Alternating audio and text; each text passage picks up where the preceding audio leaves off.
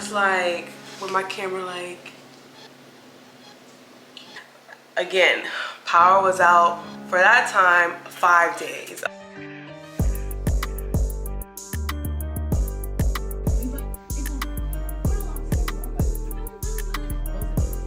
Hi y'all, welcome back to my channel. It's been a while. It's your girl Ja. Let's get into it. It's been 4 months since I've been on YouTube. A ton of stuff has been happening. For starters, I am almost 8 months into my new job. Now I work in the government now. Previously, I was working at a nonprofit. I was no longer working there. And then I had to hustle and I was unemployed for 76 days. All hell was breaking loose for me, but God definitely turned that trial into something special for me.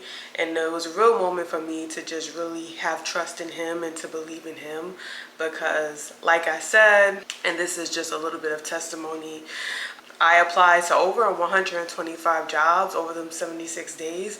And the job that I have currently isn't a job that I technically applied for outright. It was something where someone else kind of put my name in someone's ear, and then they reached out to me and then told me to apply, and then all else is done, and I've been working there since. And when I tell y'all I love this job, I absolutely love it. But we'll get into that a little bit later. Since I've been gone, living in Houston, there has been one windstorm, and we also experienced Hurricane Beryl. During Hurricane Beryl, I swore up and down that I was going to leave Texas because this was just too much for me. I never have to experience any like real natural disasters in New York, and that was just something that really made me feel isolated in a sense, and it showed me that I actually don't have everything that I need here. I don't have an emergency fund.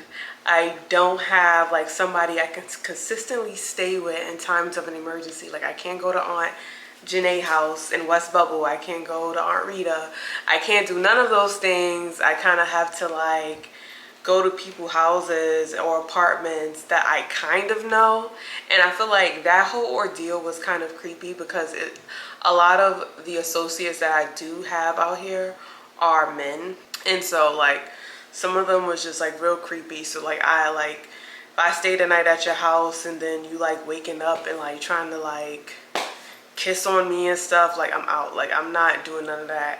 And on top of that, it was definitely difficult for me because I had a dog and I was out of power for 1 week. I did not know this, that like Texas experiences like this much. And I think one of the things that like really took me for a storm, no pun intended, is the recovery rate. So it's not like New York where if we have like some type of like blizzard, we have sanitation come in days before, the day before, night before, putting salt on the roads, telling people exit, all this stuff. There was like none of that type of like communication going around. Centerpoint Energy was really just not giving what they were supposed to give. Only thing they was giving was text messages. And even when you would call them, they would be like, oh, like, you know, you're 200 something in line. Do you want to wait? Like, it was just too, it was too much. Asking for updates for them was just too much. And even on my birthday, like when the windstorm happened, literally on the day of my birthday, did I still go get dinner? Yes. Did I have power when I was doing that? No. Again, power was out for that time 5 days. A lot of people, power came back on during the windstorm, but it was a lot more people during Hurricane Beryl who, like, during the windstorm, I was at their house, who also during Hurricane Beryl did not have power. So it's like I couldn't stay with them. They was with their friends. I was, you know, struggling. I lost a lot of the food that I had. I was just trying to get some money from FEMA. I was able to get that. You know, they had an investigation come to my house, my apartment, you know. God was working through that man because, child, everything was wrong. Like, I broke my laptop. My laptop was broke. But the good news is that I did get a new laptop because I had personal property damage, FEMA was able to like reimburse me for some of those things. Not everyone got reimbursed during this time, so I was especially lucky. The person that I had, I feel like really just understood, and then I also like have disabilities too. And so that I told them straight out, like, if it's one time to use your not disability card but advocate for yourself, is test taken and obviously natural disasters, because this is when it's all important. I was out of a computer and I really didn't know how to like upload or make videos, and honestly I feel like God shows you all the time that you have all you need. Like, I have this iPad here, it's really big already, that I could easily have used to upload videos, but I don't know, I just feel like it's just one of those things where I'm just not used to using such a small screen that I didn't upload. That's been like the reason why I haven't been on for 4 months. But I did get a new laptop. This is the MacBook Pro in space black. It is so beautiful, y'all. Like, gorgeous. Gorgeous. And I'm gonna be really careful with this one. It's in its own like case, and I have like a sleeve for it that I got from Amazon, and eventually I'll have a Amazon storefront up, and I'll have that in the description box. And I'm just really excited now to kind of just see how the editing software on here works versus like the other MacBook Pro I had. This is an MP3, so it's supposed to be really, it should be faster. I'm guessing, we'll see, you know.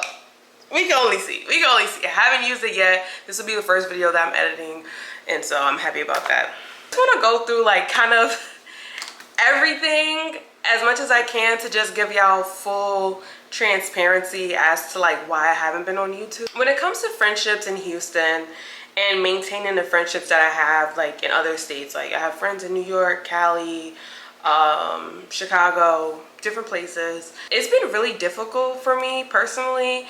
A lot of the people that I met here have been like my neighbors for the most part, because my apartment complex luckily does community events, and some of the people who live in my building is pretty young black professionals, and so I met a few people here, and she's been on some of my videos here, but like we no longer talk. She ended up moving back to another state, and so that was it. And then I feel like I'm the only person maintaining friendships with the friends that I have in New York. And that's always been a problem for me. Like, growing up, I used to live in almost all the 5 boroughs except for Staten Island. But originally, when I lived in the Bronx and moved to Queens, a lot of the friends that I had in the Bronx, I just wouldn't see anymore. I stopped going out there and they never came to Queens, so I felt like the relationship was not reciprocal. But hey, how can it be reciprocal when you're like 18? And so for me, it's always been hard for me to maintain friendships, just because I've definitely like get anxiety over friends. Like, I overthink the situation. If I text you or you text me hey, then I don't respond, and in my head I'm just like, oh my gosh, they're gonna hate me if I respond late, so then I just end up not responding. I also had a friend who was having a baby shower in California, and it was during the time, it was like a week after Hurricane Beryl, and I was just like, I can't make it. But I was so like, had so much anxiety because I wanted to show up for her and like, you know, a good way, like as a good friend. But then I never wrote her. I wrote her after the fact and told her like, hey, like this is what I was going through. I apologize, but please send me your address and I can send something for you and the baby. She never responded. So I'm guessing that friendship is over. But like, it's like little stuff like that that I feel like I'm constantly getting myself into, and it's just like constantly overthinking friendships, constantly just making sure that like I show up for people while also handling my business. And it's been hard because a lot of the stuff here I'm learning for the first time. You know, I never grew up in a household where my mom had a lot of friends. The ones that she did have, it was like betrayal there, or so I was always kind of taught to like kind of keep people at a distance. And you know, you kind of get criticized for not having large friend groups. But ever since I left middle school, I never rolled with cliques. I was always that one person who could like kind of fit in every circle, like whether that's like hanging out with the nerds, hanging out with the cool girls, or just hanging out with like the teachers, stuff like that, office hours. Like I was one of those people. Like I never had a clique after middle school just because of like what I experienced in middle school. I was like, fuck that. Everybody talks about each other in this little friend group. It was like 10 of us. I was like, I'm never doing that again. Never did it again. And so I feel like sometimes I don't be having like, you know, a bunch of people hanging out with. Now I don't be having a big ass like birthday celebrations. It just really don't be there for me. And so I try now to just like reach out to people. But the way I do it now is just very much like, hey, thinking about you, checking in on you. Sometimes I respond after that, sometimes I don't, but I am the one still initiating those conversations, which also in the back of my head makes me feel like, well, why am I even trying? Like these people aren't calling me, asking me how I'm doing. I just experienced a hurricane. Only 2 people wrote me after that. Like definitely moving towards doing more things and trying more things where I can meet new people that aren't of the opposite sex. Because I feel like it's really easy to meet guys here in Houston. It's really easy to meet guys anywhere because guys are, I'm not gonna say more chill, but it's just easier to talk to men sometimes, if that makes any sense. But then it gets difficult because then they're always trying to talk to you, like in a different way. I spent the year kind of immersing myself, getting fired, figuring life out as far as career-wise. I'm in the career that I want to be in, which is in public policy. This is what I went to my master's program for at NYU. So I'm doing what needs to be done there. Now I think it's just a matter of me putting myself out there and meeting new people. But you will not catch me on Bumble BFF. Like, I'm not doing that. I want to meet people organically, which I have. Actually, I went to a poetry night one time by myself, met this other girl, she was by herself. We really hit it off, and then the very next day we went to R&B night, and that was it. Like we had a good time, but we just haven't linked up. She also has kids, so I know she's pretty busy, I'm pretty busy, and that's just what it is. But I'll reach out to her again so we could, like, you know, schedule another meetup, something light, something slight, you know. I did want to talk a little bit more about my job. I know I touched base on it a little bit earlier in a conversation about like my updates, but I do just want to reiterate, like I am doing what I want to do. I'm working in criminal justice, justice and safety. I am researching, I'm connecting people to resources, but somehow it just doesn't feel like it's enough. The creative side of me isn't really fully being activated, and I feel like one of the things about me, I've always been very school driven, achievement driven. So it's just like, okay, let me graduate school, okay, let me go to a great school, let me get all these like accolades and do all these things, but I haven't been driven for myself. I haven't gone the extra mile for myself. I haven't been like, okay, well, I already wake up at 5 a.m. Let me record my routine to show y'all how I got here. Let me show y'all my routine, or like show y'all how I'm doing these things to be successful or to do this, you know, and to just spread that information, because I feel like a lot of times information is like, a lot of people gatekeep information. Why? I don't know. And a lot of the things that I've done and a lot of the things I have accomplished has been the first time in my family, right? So it's like being the first person to move out of state and stay there for more than a year, or the first person to graduate with their masters, the first person to go to Syracuse, the first person to go to NYU, the first person to like get a high school diploma. It's like a lot of firsts.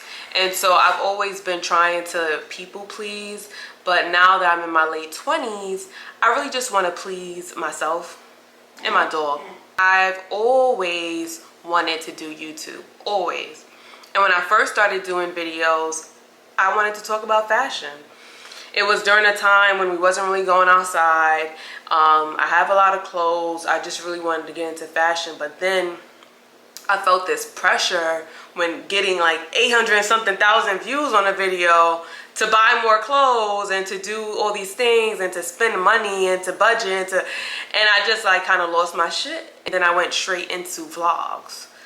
And it's like, ain't nobody come to see you, Otis. Like nobody knows who I am to really, I feel like, enjoy the vlogs for what it is and what I can bring. And so I'm really trying to like show y'all a different side of me while also being true to myself and also still giving y'all what y'all want. Pieces, hairstyles, whatever that is for you, but also being true to me. My camera died, so I'm just gonna go back to what I was saying.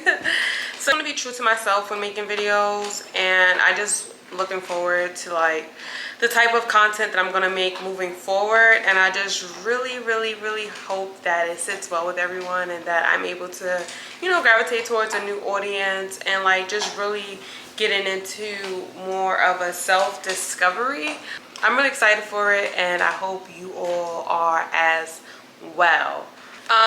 Another update that I do have is that I talked to my dad again. I mean, I don't know if y'all seen the story time when I was talking about my best friend, stuff with my pops, like, but we do speak again. We started speaking on my birthday. He reached out, was happy birthday to me, and that was kind of it. But I feel like there is like this thing in like black households where they don't want to talk about like problems, and so it's very much like, okay, yeah, you're fine, okay, not like, hey, yeah, you know, we haven't spoken and this is, you know, how I'm feeling, or this is what I think. I hope you're doing well. I apologize that I haven't spoken to you.